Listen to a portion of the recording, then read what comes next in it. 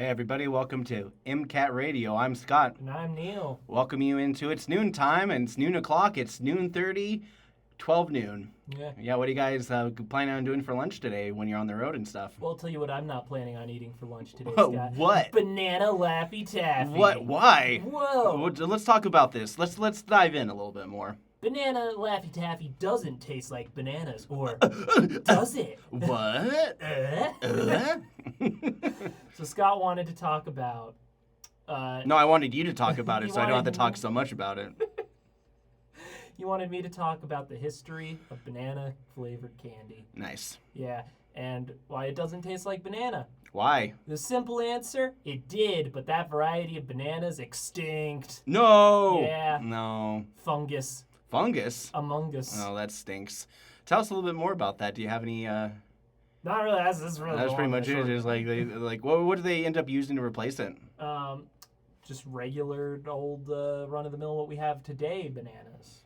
Okay, so they just basically reprocess the banana to put it into the taffy? Oh, you mean for the flavoring? Yeah. Well, they made the flavoring. They know what that tastes like, so they just have to reproduce that. Oh, okay. So they just basically had like a chemical version of it Yeah. from the original? Yeah. Okay. So. Yeah, you listen to 101.5 KFGM.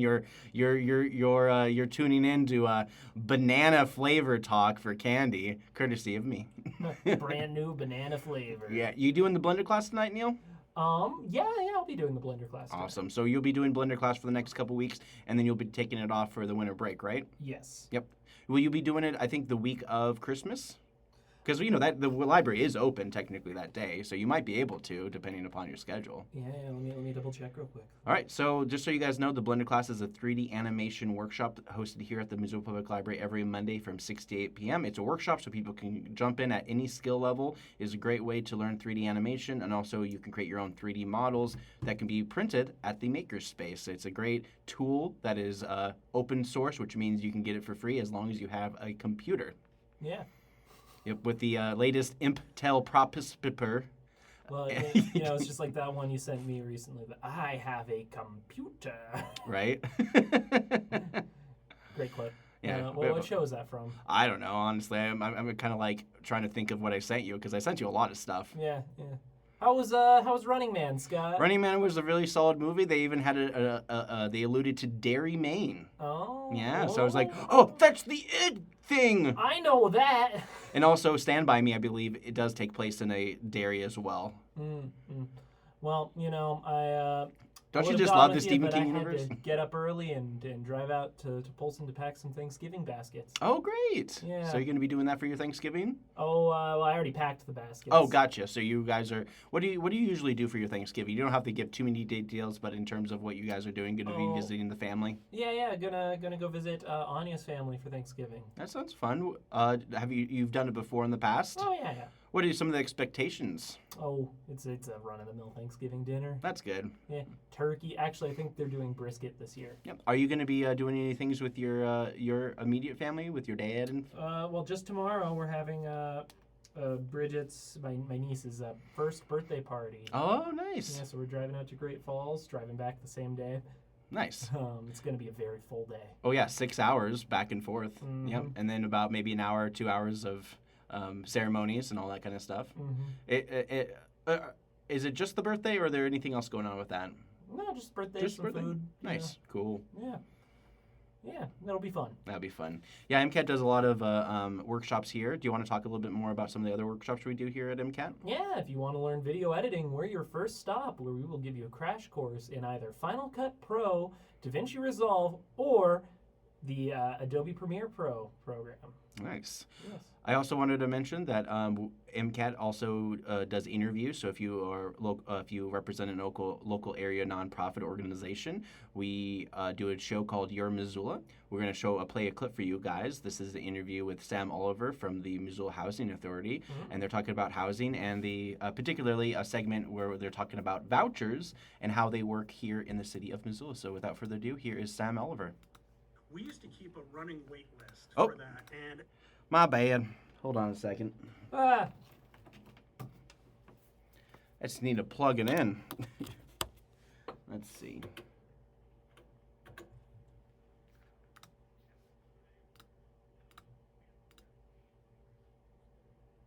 households on a wait list for these affordable units. Whoa. Now, some of those applications were 4 years old. They were dusty, stale. Those people had moved on to housing elsewhere. So what we were doing is we were employing one person to manage a wait list. And say we had 3 vacancies come up. That normally meant pulling 80 applications off a stack, and that one person had to call each one of those numbers. And as you might imagine, if you've been on that wait list for a long time, a lot of people have moved on to different options. They moved out of the area. So we kind of stopped, and in our leadership group at the agency this year, we had kind of an epiphany, and what we decided to do was discontinue that wait list. So what we did then was, rather than place people in a gigantic wait list for which they had little hope of Oh, it sounds reaching like quickly, despair. You're Yeah. number 3,657. Yeah, Good luck to you. Yeah, it just sounds like the old, kind of an old housing stereotype. So what we did was we decided instead we would get rid of the waiting list, and each week what we're doing now is on our website, on our social media, everywhere we put information out, you can access which units are vacant at which properties. So in other words, people used to, out of desperation, when they filled out for the waiting list, they check every property. They didn't care the size of the that's unit, right. where it was in town.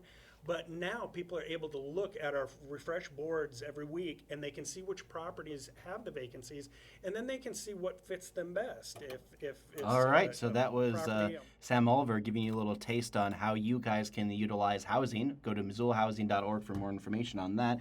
Any kind of information that can get out there to help folks in need just to find housing, or at least find the vouchers. Because for the thing about the Missoula Housing Authority is that they take people at the very low end, but also who make about 140% of the area median income, which usually means 2 people kind of living in the same kind of environment. So, so there's a lot of great opportunities and a lot of new things happening. And one of the things that also happened with the Missoula Housing Authority, because they're the ones that necessarily give out vouchers for people to get into affordable housing to get into that point. A big part of it was that they refit the numbers. Technically, they redid the math, and a lot of times they didn't match up with inflation. And so they were able to calculate the numbers, and now they have more money devoted to these vouchers than they ever did before because of the market rate increase. They also had that also increased to benefit more people to help with the vouchers. So if you're looking for vouchers, this is a great place to do it. And unfortunately, like anything, everything that requires some kind of waiting period is never a fun thing for a lot of people. So yeah, just so you guys know, MissoulaHousing.org is a great way to get in contact with them. MCAT also interviewed a bunch of other people for the Your Missoula talk show that Joel Baird, our general manager here at MCAT, has done. If you guys get a chance, you should look into the Missoula housing tenants. We interviewed their folks. We also interviewed the guy who runs the 4 History Buff here at the Missoula Public Library, which they host every 3rd Tuesday of the month at 6 p.m. So check it out. Yep, I believe they're going to be having one pretty soon. Actually, it might even be tomorrow. Let me just double check. Wouldn't it? Yep, it should be tomorrow. It's the last Tuesday of the month. I don't know why I said 3rd. I just wanted to double check. Let me see here. Yep, it's in the Cooper Room, 4th floor. They always do one. They're going to be skipping December, so this might be your only chance to check out the one that's happening tomorrow at 6 p.m. in the Cooper Room.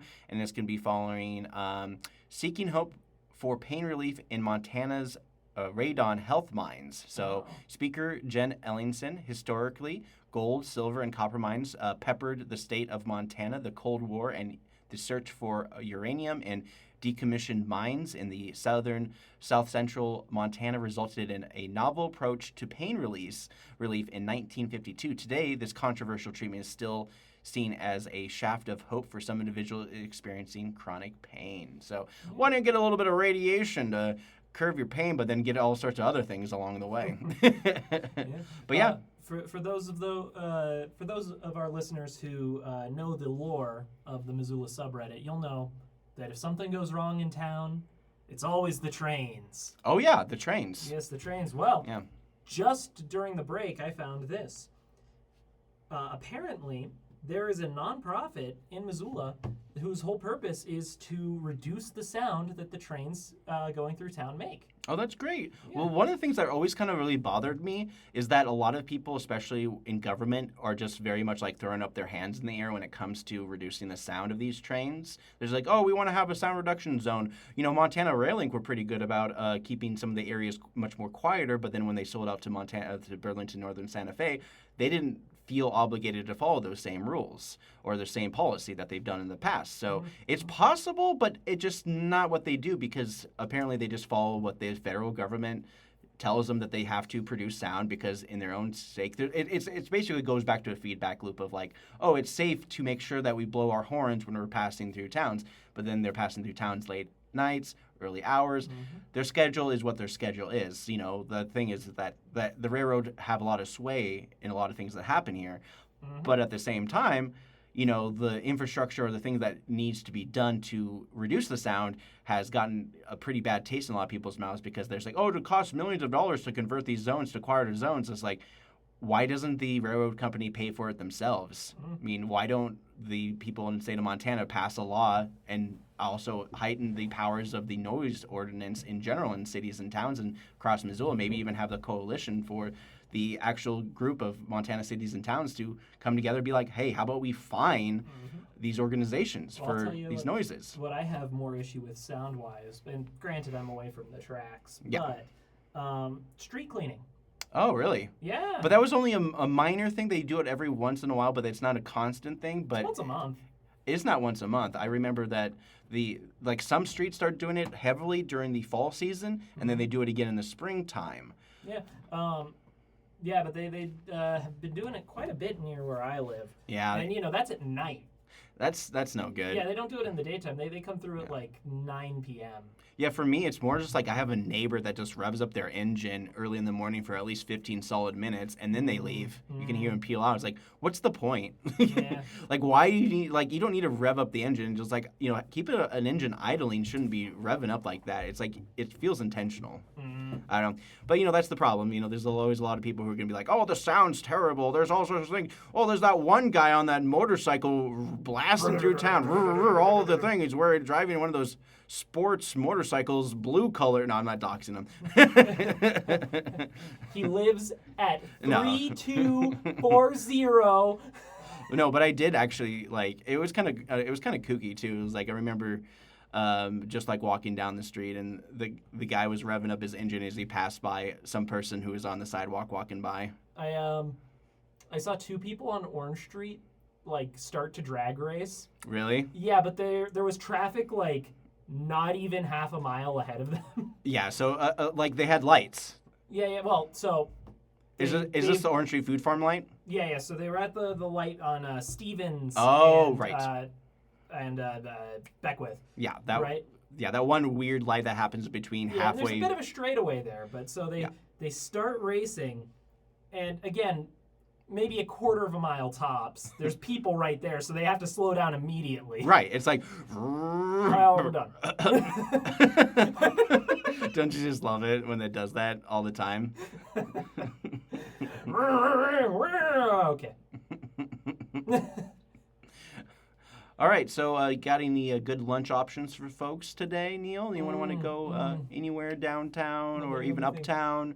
Reserve always has some restaurants across some of the way. I know that. But then you have to go to Reserve. Yeah, I do got to give a shout out to Dave's Chicken that just opened up, and our boy Jack working there. He bounces around a lot of places, so I'm excited to see where he moves next. But I always like to give a shout out to wherever he's working.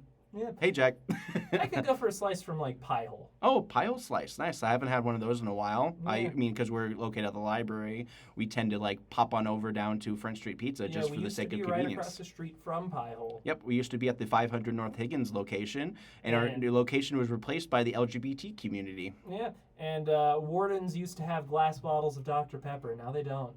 So I don't go there. You don't go, well, No, yeah. I like Wardens. Oh, Wardens is great. They make large sandwiches. Oh, like yeah. crazy large sandwiches. They used to have pigs in a blanket. They did? Yeah. Wow, that takes a little bit more of an effort for sure Yeah. in many cases, especially like an oven and whatnot. They made pigs in a blanket when, actually, it was the very first summer camp I'd go to. Every day that week, I got pigs in a blanket before I went in. Oh, that's crazy. Yeah, it was good. It was good. Yeah, and then of course the people tend to like to go to the old Costco to get their food court fixins and stuff. What is that? The chicken Gordito Crunch thing, the thing that everyone's obsessed with. Yeah, that's always one that people like to go to. The chicken bake. That's the right one. I don't know. I'm a vegetarian. The other one sounds very Taco Bell. Right. Big time. New from Taco Bell. Yeah, I still, I mean, like, at the same time, I've basically given up hope on finding the Baja Blast pie. Like, I only went there, like, the day or two after it was released. It's your white whale. No, it's not. I mean, I'm not even Ahab. It's more just like, no thank you. Or I'd rather just not, like, bother.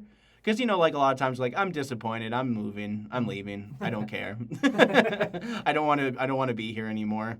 It's sad. Baja Blast, more like Baja Blast. That's terrible. It's awful. All right. Well, let's talk about something that didn't go terribly. The Trump Love Fest with Zoran Mamdani, of all things. Imagine me and you. Pretty much. Like, I've been sending you nothing but, like, memes and stuff and just, like, recreations of videos and just things that people are just putting, like, this is kind of what it feels like. Like, it really felt like one of those, like, stepbrother moments. It was like, did we just become best friends? I'm surprised I haven't seen, like, any of them where memes where they're all real happy and then Elon Musk is, like, on the outside. like the Wolverine meme where he's, like, got the picture. Right. I at this point, it really feels like Elon Musk is like one of those kids that like stop animation here, and they come maybe once a month and they're like really excited about it, and then you just never see them for a while. Then they come back and they're just like obsessed with just like showing off their stop animation, even though they've only taken maybe 10, 15 pictures. Speaking of which, if you have a kid between the ages of 8 and 14, on Saturdays we do stop motion animation right here in the library. Yep, it's perfect for the Elon Musk type. That's so mean. But anyways, it's not a glowing endorsement. That's a terrible endorsement, 100%. Sorry, but it's it's just like it's a fun workshop for kids to do stop animation, and then if they want to take up their game a little bit more, they can go to your Blender class. Yeah, it's fun. We're having fun here. For fun. And and just to kind of celebrate this fun time in honor of Zoran and Trump's Love Fest, here is Faith's Hill. This Kiss.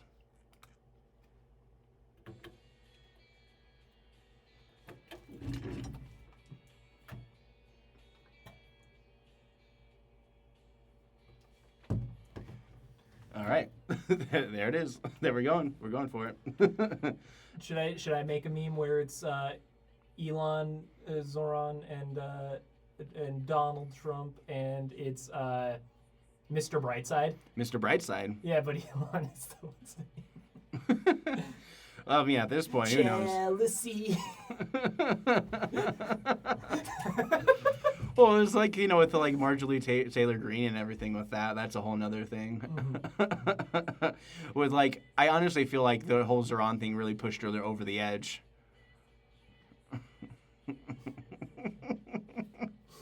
Honestly, the song is, like, perfectly fit for this. And then when we come back, we're going to talk about something that really kind of like perturbed me in a little way, because Providence is it's a Catholic hospital organization. They basically pulled funding for Great Falls and now is looking to get into a partnership with the University of Montana. So it's like, we don't have the money to continue funding this because of budget shortfalls, but we're all in on investing with the University of Montana. Oh, that's interesting. And it happened within a week of each other. So it's like, I don't know what's going on. I don't get it. But essentially, University of Great Falls now, which was turned into Providence University since 2017, they basically were guaranteed $8 million every year. Wow. And like, imagine getting $8 million every year, and then just having me like, we're not going to give you $8 million anymore. Yeah. It's crazy. Quite the budget shortfall. It really is. They call those budget cliffs, and it's definitely one of those things that definitely needs to be talked about for sure. It's like the federal government really pushed a lot of money towards these school education organizations, research, all that kind of stuff. Because I know the University of Montana was a big part of the running to find the cure to COVID or prevention, the vaccine. Mm-hmm. University of Montana has a great science department. And so they were one of many universities tasked with finding the COVID vaccine. They didn't get it, but they were working on research to help with cancer research Yeah. out here. A lot of good cancer research going on there.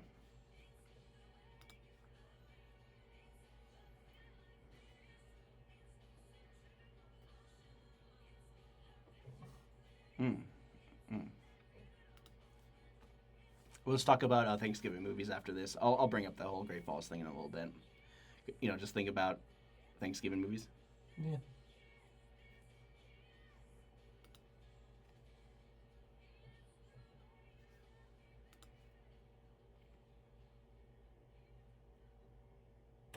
All right, welcome back. That was Faith Hill's "This Kiss."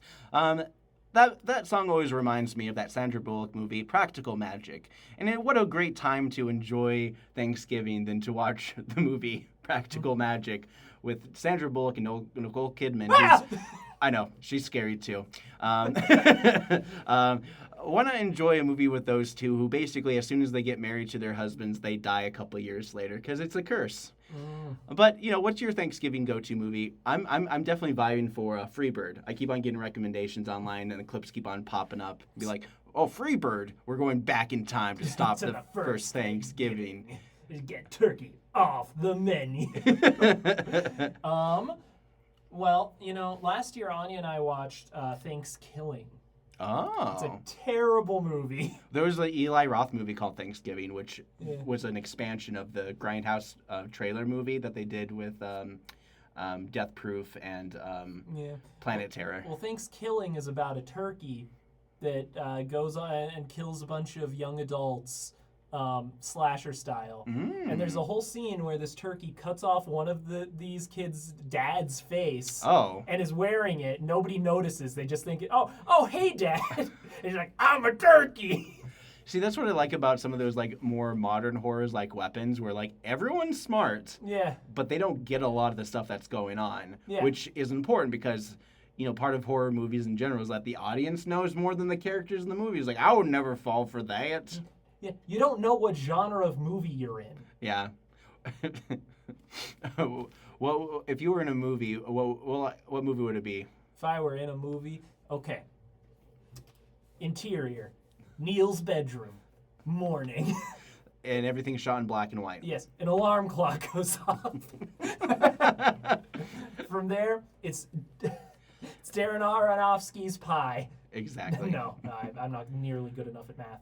Neil hits the snooze alarm for the third time as he stumbles his way. Roll out of bed. I go to the coffee shop. I tell the barista all about my amazing feature. She swoons. Yes, instantly. She's like, wow, that's a great screenplay. I'm like, I'm married. Terrible. Yes. Nothing's better than getting a barista's number, I guess. Barista, the ultimate male fantasy. The only number a barista gave me is an 86. No! A barista said that'll be $4.99. I was like, wait, less than $5? You got a deal. Dude, if you can find a coffee in a place that's less than $5 in Missoula, good luck to you at this point. I mean, I mostly drink hot chocolate. Yeah. And I just get it for $4.50, 12 ounce. Wow, $4.50 for a hot chocolate. Yeah.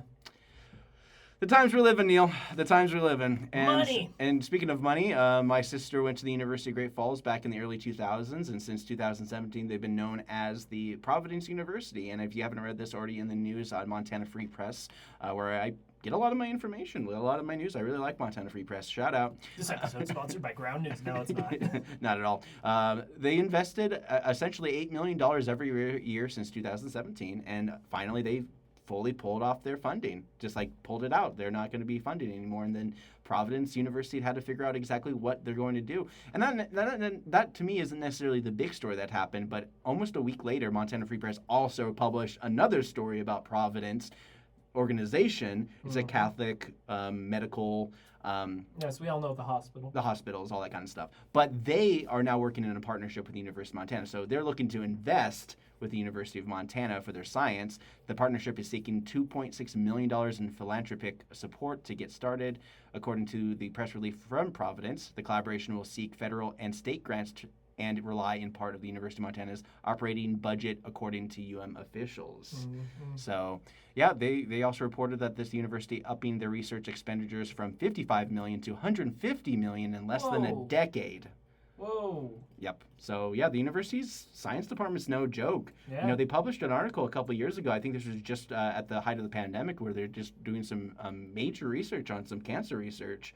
It seemed like the cancer research was really going some places, and I don't know where they're at right now currently, but that's what they were talking about. Yeah. And, University of Montana, with their science department and everything like that, they are also getting grants from the federal government during the pandemic to basically help find the cure to the COVID. Yeah. And now we don't even talk about COVID anymore. It's like, oh, is it there? Oh, okay, great. Oh, COVID. you got COVID? Oh, okay. I haven't heard Here you that go. word in many years. Pretty much at this point. Oh, yeah, the COVID. Yeah, it's kind of crazy because, it never personally affected my life in terms of getting sick and people in my family being sick or anything like that. Right. But everyone just remembers the shutdowns. That was Yeah. basically it, compared to the amount of people who were actually infected. So much has just been memory hold. I mean, that was 5 years ago. It really was. 5 years ago. It's insane. There's still people I see wandering around with masks on. And at this point, sometimes, hey, more power to you. Yeah. Yeah. If you want to wear a mask, wear a mask. Yeah. Yeah. But we've moved on. I've moved on from it, Neil. I say it right now. This is my fight song. Pretty much. That's what I think about when people in politics now. Ever since you told me that, every time there's an argument in politics, I just think of that one song. This is my fight song. Speaking of which, Should we play it? yes. I don't even know who sang it.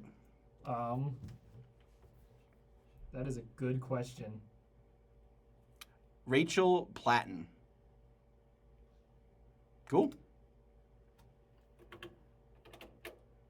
Cool. There you go. Just letting it play out. Okay, we won't play it for the OBS version.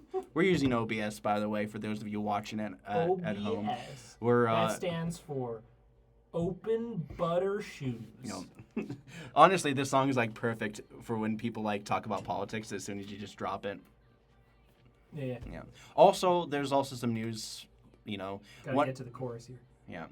There's some interesting things happening for sure, because I know that there's weird things with the Sorry, guys. I guess the theme today is just annoying white women singers. What?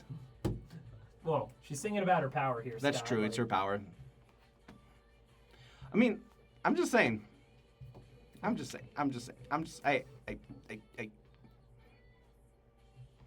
This is okay. Then I'll play Dolly Parton 9 to 5 after this. Okay. Yeah. Need more. Everyone loves Dolly. Everyone loves Dolly. No problem with Dolly. Love her.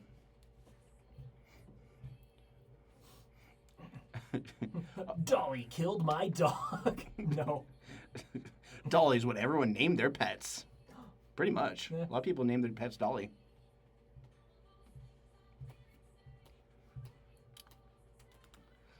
I'm speaking a lot of hate rhetoric to the strong, independent white women out there. Sorry, white women. I love you, white women. you guys keep on doing your thing. Nicole Kidman broke into my house. She told me I have to collect 5 treasure chests before the end of the month. And then she stole my TV.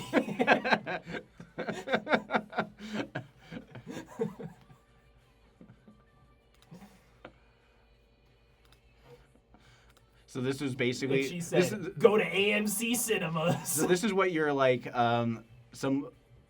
I guess you're. There's some little girl you're looking after, not. Yeah, you could put it like that. Yeah, who basically just every time you got into an argument, she would start singing this song. Yeah, should we go? It's this is her version of la la la la la. This is my fight song. It's like, I'm not oppressing you. I'm just telling you to not put the cat in a toy chest. Exactly. Yeah.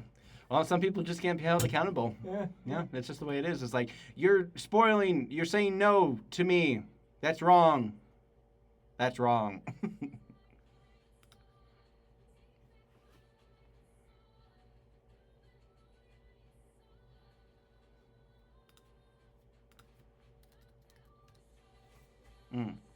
I honestly thought this was Taylor Swift for the longest time. I really did. No offense. I But had no clue. I had no clue. I don't know anybody's music. What else has she done? Not sure. Girls lyrics? Sorry, just girls. All right, we're back. All right, that was Rachel Platten, Fight Song. Yeah. All right, you're listening to 101.5 KFGM, Missoula, Frenchtown, Bitterroot. Also, this is MCAT Radio, so you get to watch us on MCAT every Monday night at 11 and every Tuesday at 5:30 p.m. So you get to see our beautiful faces and have some of these between the song conversations that you missed during the radio production. So you get a little bit of a bonus talk. Yeah. It's mostly us just be like, so, What are we going to talk about? Yeah. Pretty much. But yeah, there's some other things happening in and around the news. One thing that is there's a lawsuit to the state, and this has a lot to do with the bison. So there's a organization looking to get a group who's trying to get permits. You know, they've been around for almost 10 years now. You know, American Prairie, a nonprofit, issued the suit this last week as a last resort since the state has not done their due diligence in completing an environmental review and used a grazing lease for a portion of bison operations. Time is money, and permits are a process. So they've been advocating the state since 2019, when their last permit sunset after 10 years. So they've been basically in limbo extensions for the last 6 years, and the state DNRC said it told the American Prairie officials that because the land is adjacent to federal grazing land leased by the U.S. Bureau of Land Management, it is awaiting a final decision about bison grazing there before taking action in its state permits. So, you know, the speculation, you know, that's the thing is, there's speculation, according to this article from Free Press, is that Gianforte, the governor of Montana, and Attorney General Austin Knudsen have positioned themselves with the cattle and beef producers. So there's some weird red tape going on right now. Barons. So, you know, this dispute would take some time, and when you take on the state, you need permission from. It makes it a little bit harder to get those permits. You need the permits from the government that you're suing. They say you can't fight City Hall. Well, you can try suing them. Well, but good luck to you, honestly. Yeah, that's just one of the many things that are kind of happening in and around. You know, think about lands, acquisition, public use of lands, all that kind of stuff. And not to mention, you know, even our own governor decided to kind of help open the floodgates to data centers for the state of Montana. Yes. So there's a lot of stuff and a lot of kind of going back and forth with that. Yes, we're getting some new data centers here. Potentially. I don't know. I don't know what the deal is. I know that there's a big push for a lot of places to start rejecting them outright because the ratepayers are incurring most of the costs. Yes, because they make special deals with the power company. But for, you know, not to speak on behalf of data centers, but in a lot of ways, the big picture is a lot of states are looking to get some of that fresh tax revenue from data centers, and despite the energy, the whole idea is that some of the first bites, they're giving them some incentives between 60 to 80% power rates. So the extra 40 to 20% would go to the ratepayer to help cover those costs. So, and that was always passing the buck to us. Exactly. So part of that is the incentive to actually build them here, and any other data center that gets built after the fact would be 100% on the owners who build the data centers. So it's like an idea of like, this is what they call a public-private partnership, and I'm sure many of you out there have heard the concept of that before. Just like utilizing some taxpayer money to help leverage these kind of corporations to build, and then provide maybe like a handful of jobs, basically babysitters for the data center. Yeah. I'm not saying how many people work at data centers. I don't even know off the top of my head, but it's probably not much. It's just a couple people who know how to fix a computer, turn it off, and turn it back on again to a certain degree. Well, you know, IT is important, and a lot of that is knowing troubleshooting. Yeah, troubleshooting is probably the biggest thing that a lot of people can learn and do, and there's so many forums online that people can look into, and I hope that people listening would utilize online resources to kind of help them figure out how to solve many of their computer problems, because it's as easy as just asking Google, and if you can't find it on Google, Reddit is basically like the best place for those kind of forums. Just put Reddit after any question you have. Yeah, I'm surprised because it's a perfect explanation. They upvote all the best responses. It's how I figured out how to print PDFs from those weird. Okay, so a lot of times people use QuickBooks. Mm-hmm. And QuickBooks is something that we downloaded to do our accounting here. And the one thing that they didn't add as soon as we downloaded QuickBooks was the option for exporting a PDF. And PDFs are pretty much the most important thing when you're printing anything at all. And so I had to look up a form exactly to find the ability, quote, air quote, permission to use PDF as a format to print. And so I looked up a form and like, oh, I couldn't find the form, so I made my own form for it as well. Mm-hmm. So basically, I made a Reddit post to basically say, here are the steps that you need to do. It's basically you check mark one random folder in the plugin folders. You know the plugin folders? Yep. Literally the most obnoxious way of navigating any kind of software in PCs whatsoever. Mm-hmm. Plugins are what basically helps your software and your hardware work in tandem together. Mm-hmm. And it's one of the most frustrating things to do because you expect your plugins to work in tandem with your computers, but they just don't do that. No. Nope. Is this going to work? Nope. No. Nothing's ever optimized for anything. I mean, heck, we have really nice PC setups here at MCAT that we do Premiere Pro.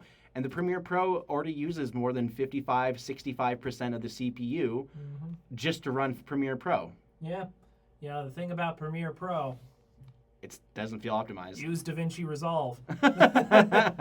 Yeah, but there's a lot of standards. A lot of people like make you do Premiere Pro on the professional scale of It's things. true. That is shifting. It is a lot of honestly, I think especially when it comes to the arts and editing is a big component to making videos, making movies and stuff like that. And here at MCAT we help people editing and these kind of programs and stuff like that. I think a lot of people are very turned off by the prospect of creating their own media. Yeah, it's hard. It's hard because we've done editing lessons before in the past. We give a basic intro, that kind of stuff. Well, apparently the root word for passion means suffering. Really? Yeah. Yeah, that's true. I mean, it took me probably 12 different times to teach myself how to play guitar. Oh, yeah. Yeah, I mean, once you get past that 2-week rough patch, and everything starts to make sense. It's weird. It's like there's a 2-3 week suffering period when you're learning anything new. I mean, I already have somewhat of a background of music with playing trombone, and so translating trombone to guitar. There's almost always some technical skill you have to learn before you can start learning the artistic skill. Yeah, that's true. That is true.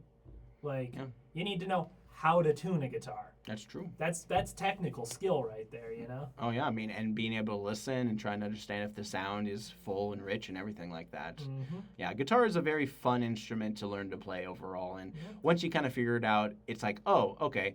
And my only advice for you out there listening to learn to play guitar or anything like that, the best fingers to use is your ring finger and your pointer finger. The middle finger, not so much, because you're playing with bars, and if you work on that between skipping the bar in the middle, you basically can learn how to play scales pretty easily. Yeah, well, where I think most people give up on learning Blender is on that technical level because, I mean, there's a lot to absorb. It's like you have to know what a vertex is and what an edge is and how all the hotkeys. I would probably say Blender is a little bit more complicated than MS Paint. Yeah, a little, just a tiny bit, bit. like a mile. Yeah. Because you're just working with a blank slate, and a lot of times building something from nothing is hard for a lot of people. Mm-hmm. Yeah, Mm-hmm. I mean, and that's why reference is important. Reference is always important, and that's why a lot of people, when they do these painting classes, they was like, oh, paint this bowl of fruit. Mm-hmm. Yep. Here's our live figure for drawing. Yes. Yep. Yep. You always, that's the nice thing about art is that everyone sees things differently, and you can have the same model, and everyone has a different approach of doing it. Mm-hmm. And I appreciate a lot of the arts, and I know that there's a lot of great things that are happening in Missoula. Shout out to Rowan. Yes, but also Missoula Art Museum. They do a teen art studio every Saturday at 1 p.m. Oh, nice. It's a great way for kids just to come on down to the Missoula Art Museum, get supplies provided to them, and just do art. It's open workshop. Yeah. They even have snacks there to help kind of encourage more teens to show up and do some more art. Yeah. Yeah. Well, and then And then, of course, the library has their watercolor every Friday at noon on the 4th floor of the public library. Mhm. This is in tandem with the arts and crafts parts of things, where if you're not into watercolor, you can always come down with your scarf project Yeah. or whatever. I just saw a study recently that seemed to show that the better AI gets at doing like art and animation and whatnot, the less people like it. Yeah. And I get that, from like the idea of like, I want to know what I'm consuming and where it comes from. Yeah, that's true. Like, you remember when AI videos were Will Smith eating spaghetti and it was really bad? Yeah, of course. Those are fun times. Yeah, exactly. And it's like you knew exactly where it was coming from. Like there was no confusion. Yeah. Yeah. Yeah, I mean, the AI is still very subtly, like, unrealistic. Yeah. Just the way that people talk, the way people are, just in some of those AI videos, just like, it feels so uncanny half the time. Yeah, like I don't like being like, oh, is this cute pet video real? Yeah. Because like now I kind of feel like I have to. Yeah, I totally know what you mean, because, sometimes people have the watermark of Sora. Right. I mean, Sora 2 is like the biggest thing in AI kind of going on right now. Allegedly. That's the thing about technology, is that it constantly changes. All the, leaps and bounds in technology tend to happen in people's garages more than they happen in the corporate level. Yep, but the bubble has not burst yet. Yeah, even though the guy who called The Big Short, Michael Burry, and even Berkshire Hathaway, Warren Buffett, are betting against NVIDIA stocks now. Mm-hmm. So, but you got to understand that Michael Burry was probably the most right when it came to the housing crisis, and he basically kind of blew the whistle on the banks, but the banks were just like, oh, we don't see anything wrong with this. It's like, yeah, you do, don't you? It's like, well, it's going to be fine. And then that bubble finally burst and we got the recession. Yeah. And then, So how do I short NVIDIA? How you short NVIDIA? Yeah, like what do I need to buy to short NVIDIA? I honestly don't know. I don't know. All I know is that that's what they're doing. It was in a news article. Of course, NVIDIA was very like mad, obviously, because that's the thing about even. Well, it's all speculative. So if you have somebody the speculative against... market is very just like nobody has real money. But the clever thing that a lot of these corporations do is that they accrue debt from banks because of their perceived value from these kind of infinite money glitch. Exactly. They're trying to exploit that and be like, we have all this capital in Wall Street, and the banks also buy in to Wall Street, and so if something goes down, the banks also are in trouble too. Yeah. But because of the whole, what are those called? Those bailouts that happen after the housing crash. What's going to stop another bailout? It's going to happen to NVIDIA and those organizations. There's a great clip from The Simpsons where it's Mr. Burns, and he's like, "Oh, let's see how much energy rates will be hiked this time through a very sound economic process." Right, and he's got a bunch of economists. He just sicks the hounds on them. They've all got numbers on their backs. Right. Whoever survives is. Yeah. Mr. Burns. They make a lot. McKinsey School of Economics is having some trouble, but notice how the the Austrian school, they're climbing the tree. Right. But yeah, I mean, there's a lot of work to be done, and nothing says a nice working song like Dolly Parton.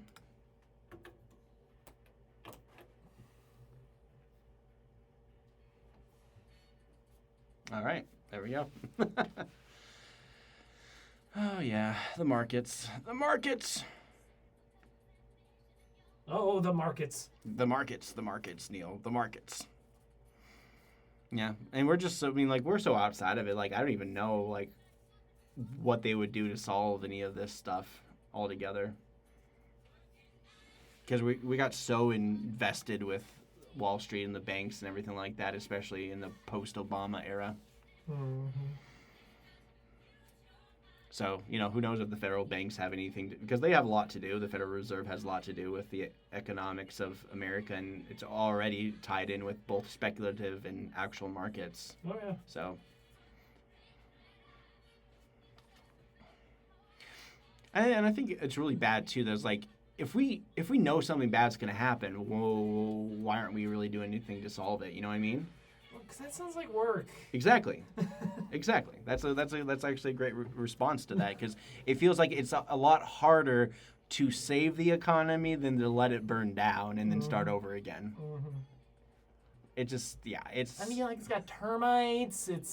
Yeah. I think we should just go for the insurance money. Yeah. Have you heard with the sound of termites? Oh, no. It's freaky. It's like, that's why people believe that there's haunted houses. Because if you tap it, they all make a sound together to do like a warning. It's very creepy. Yeah. It's like very like borderline cicada kind of sounds. But like in a very like, you just hear it in the walls and it's like, ugh. Well, you know about infrasound, right? No.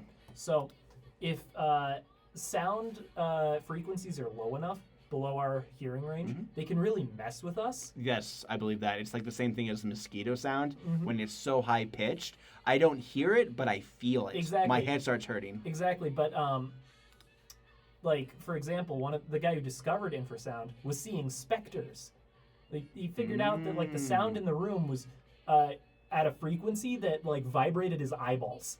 That does make a lot of sense. Well, I mean, then there's of course a lot of people who were like obsessed with the idea of the Havana virus, where, wait, no, not Havana virus.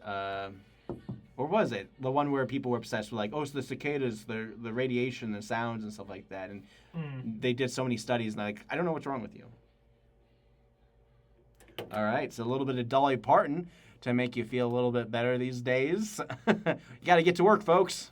Work, work, work. What are you doing listening to us for? It's Monday. It's Monday. You're late. Yes.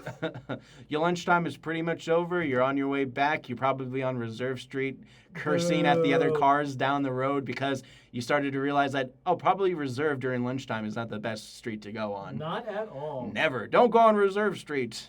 If you want to add another 15-minute ride to your commute. You really should make like a 50s styled, like, don't go on Reserve Street video.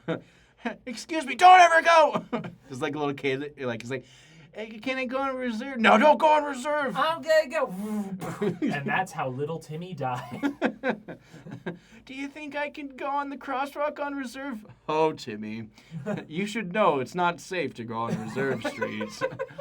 But I'm not even crossing an intersection. Oh, Timmy. Timmy sure didn't listen that day. Yeah, those like 50s videos that get way too dark. It always gets dark. Yeah. And remember, hide under your desks. You don't want those reds to get you. Duck and cover. The more you know. Communism. And you? Yes. Speaking of true democracy, the state of Montana is looking to update their signs coming in and out of Montana. So if you haven't gotten a chance to vote, you can go to visitmontana.com/welcome-sign. You'll be able to vote and learn more about what you can represent your first state's impression, the sign. Yeah, there's 3 choices tailor-made to make the middle one much the obvious choice, honestly, from what my perspective is of this. If you guys get a chance, visit montana.com. They're going to have all sorts of links. You have 3 different choices of the sign. The illusion of choice. Yeah. I don't get to choose if there's not a sign. Yeah. Not legally, anyway. Oh, someone trying to call in, trying to voice their concerns, trying to talk us down. I'm not going to talk us down. The Montana sign is going to be the sign that's going to represent what people are going to see when they come to state of Montana. Sorry, we do not take call-ins. Why? So stop calling. All right, so some good stuff happening there. You know, if you guys want to decide, you can go to visitmontana.com/welcome-sign. So, yeah, some stuff like that. Let's see. Anything else I want to talk about? Not too much, honestly.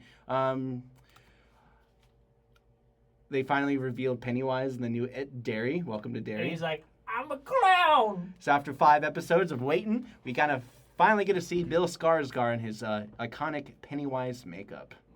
Get to enjoy some of that. They went in the sewers. They're getting pretty close to the end game. Goofy dance? Kind of, actually. Yeah. Yeah. Yeah, the reveal was not as scary as the original movies, of course, but most of the series have been upping the ante when it comes to the movies in general. So Yeah. I definitely appreciate Look, that. I've said it once, I'll say it again. If you want a scary clown, they have to actually act like a clown.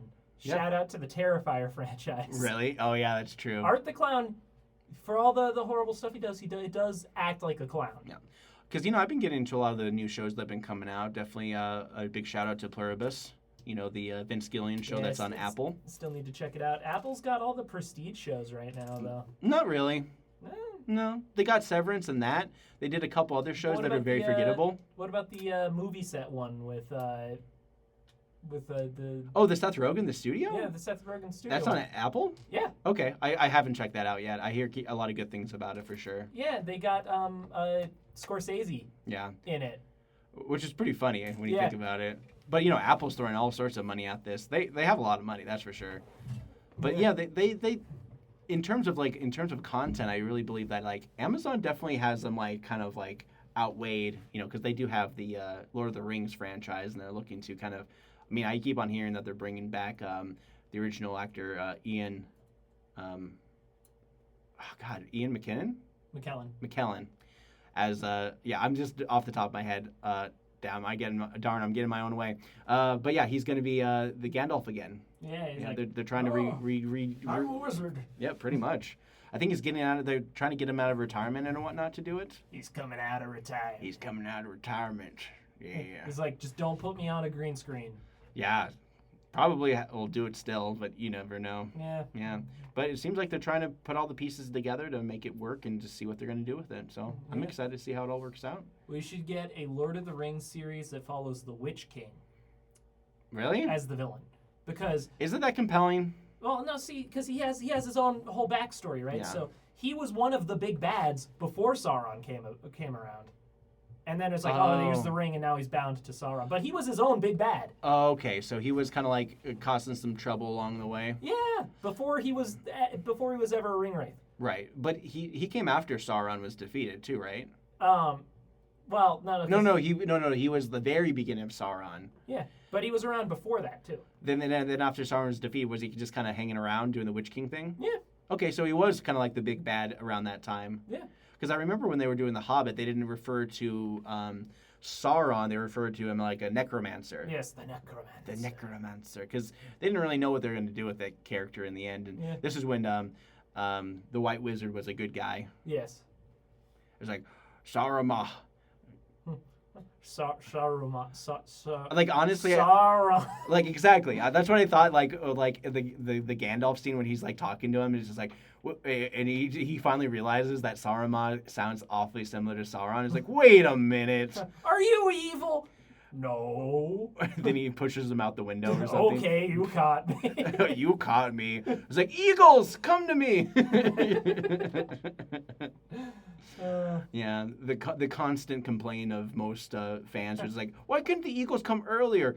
And then they probably should have just shown a scene with the giant eye of Sauron just blasting eagles from the sky, just randomly, just to be like, okay, here you go. Here's a nice cutaway. I had this thought yesterday, like, I still think it would work, but how would the One Ring affect somebody with no concept of ownership? Because the whole thing is like, oh, it's mine. Yeah, I mean, But if you have absolutely no concept of like Yeah. owning something, Yeah. it'd probably be like, I'd still corrupt them somehow. I just don't know how. well, yeah, that's the same thing. It's like, you put jewelry in a jewelry box and forget about it. It's Yeah. like, my mom has some jewelry, but she doesn't wear most of it. She just kind of puts it away and forgets about it most of the time. Yeah. And then she doesn't even have much of a collection of jewelry. Most people don't really care about collecting jewelry as much anymore compared to like their grandparents and so on and so forth. I mean, I can still see a lot of people wearing rings and stuff like that, but just in terms of like those kind of like, family heirlooms and whatnot. You want to keep it pristine. Exactly. Most people like get a couple rings, maybe a couple necklaces. You want to keep it secret. But Keep it safe. brooches aren't one of the things that people really think about having in terms of like showing off wealth and stuff like that. Yeah. I haven't seen somebody wear a brooch in forever. Yeah. Anyway, shout out Scary Bilbo. Yeah, scary Bilbo. Just making sure you get the respect you deserve. Shout out Bilbo. I was in middle school. You scared me. You got scared from his like going, I "Arr!" was half asleep. Oh, okay. I was like, what? Honestly, the best time to be afraid is when you're half asleep. Yeah. Like if you're worried about a monster under the bed or a monster in your room, get rid of the sweater under the bed or the sweater that's hanging from your chair right next to your bed. You'll thank me later. Yeah. Trust me, it is. You're half asleep. No, I remember I watched Lord of the Rings when I was like 4. I had it on VHS. Ooh. And there was there's a scene where Sam's like, oh, if we were characters in a book, and little 4-year-old me like barely understood English went, he knows he's a character? What? Yeah, because the premise of it is like Bilbo writing his book. That Yeah. was his whole premise at the very beginning of the first movie, was like him writing a story. And it's like, what story are you gonna write? Because the promise of stories and stuff like that in World War I was a big backdrop to J.R.R. Tolkien. And a big part of that had to do with the fact that it was a grand adventure, and then just the horrors of war and the scars they absolutely. leave behind after the fact. Because in the aftermath, nobody was really happy. They were just more relieved it was over. And I think that they portrayed it really well with the Lord of the Rings trilogy in general. I'm gonna see if Anya will give me the video clip, and then we can play it. But when she was 4, she recited the whole opening monologue perfectly. It's really cute. That's awesome. I definitely want to see that. You should definitely send it to me. But yeah, I mean, there's some really good things and great lines and stuff like that. And I always like to talk about what was his name? Herbert, who did the Dune series. Like he and J.R.R. never saw eye to eye for the most part. Yes. Because Herbert, who did the Dune series, was very much like, be wary of the people that you put your faith in. It was like the Messiah complex. So like the purpose of his original book and then the Dune Messiah, which was the follow-up, was all meant to be a cautionary tale of you always got to be careful who you worship, because part of Dune Messiah was that I think it was billions of people were just killed after the ending result of the original Dune. Or if you read the never-ending story, the first half is like the movie, and then the second half, he becomes a tyrant. Yeah. He's like, I saved the world, and now I'm its king. And honestly, I got to give more love to the second movie. The second movie which kind of covers that. It really covers a lot of that stuff where, like, Bastion was his name? Sebastian. Sebastian. I thought they called him Bastion. But, he went into the world in the second movie. This is basically from the perspective of the movies. I didn't know if they read the book or they made a book. Well, regardless, the second one has a lot more love in my own personal case, just because I thought it was kind of good, because the whole point is that it was a father and son reconciling, as opposed to the first one where it's just him dealing with some bullies. Yeah. But the second one's more just like him and his dad just not getting along, not seeing eye to eye. The mom's not in the picture. The dad's doing the best he can, but he doesn't know how to do that emotional connection to his son. And then at the very end, they have that cathartic rebonding. And I think he ends up going into the world of the never-ending story by nearly drowning in a pool. Whoa. Because the whole premise is he's afraid to jump off the high dive. Right. And his dad's like, don't be a man! That's basically the premise of the movie, and it's played by an actor who's like, oh, that's the dad in every movie ever. Now Charles Groban from Beethoven. Tom Selleck? He's No. a very dad type. No, he has like He's like a hot dad. no, there's like an older guy who always looked like he's like about to rip your head off, but he has these gentle moments. He kind of looks like the dad from Wonder Years. Okay, I'm looking at You should look up Never Ending Story, the dad, Never Ending Story 2, the dad. Did you know that Jack Black was in Never Ending Story 3? You did mention that before. Yes, because he is. And that third movie was straight to DVD, or straight to VHS at the time, because I don't remember ever playing in theaters. All right. Okay, Some fun let's movies see. and other things going on. Do you have any movie recommendations? John Wesley Shipp. Why does he look like Jordan Peterson? John Wesley Shipp is the actor who played the original Flash in the 90s series. And he is exactly the kind of person you expect from a dad. Yeah, okay. He looks more dad-like in other ones. He's 70 years old now. Yep. Wow. Yeah, seriously. Yeah, he kind of has that old, like, I really want to say his look is very much like Charleston Heston in a way. The actor for Sebastian in the second movie died I know. in 2003. Yeah. young actor, 90s. Oh no. Yeah, I didn't really want to mention it because it's always a bummer because it's like the same thing with like a lot of the young actors who grew up, River Phoenix, those kind of situations where they were trying to kind of live like the 80s lifestyle in the 90s. Party like it's 1999 is not a joke, and a lot of those people suffered from that. Yeah. It's not fun. But you know what else is fun? Signing Blender. off. Signing off. We got a great show. We're going to be doing another Your Missoula episode for you guys to watch. You can watch all those episodes on our YouTube channel, MCAT TV Missoula. Watch us on YouTube. Watch us all over the place. This is MCAT Radio, and you're listening to 101.5 on KFGM. I'm Scott. And I'm Neil. Take care, everyone.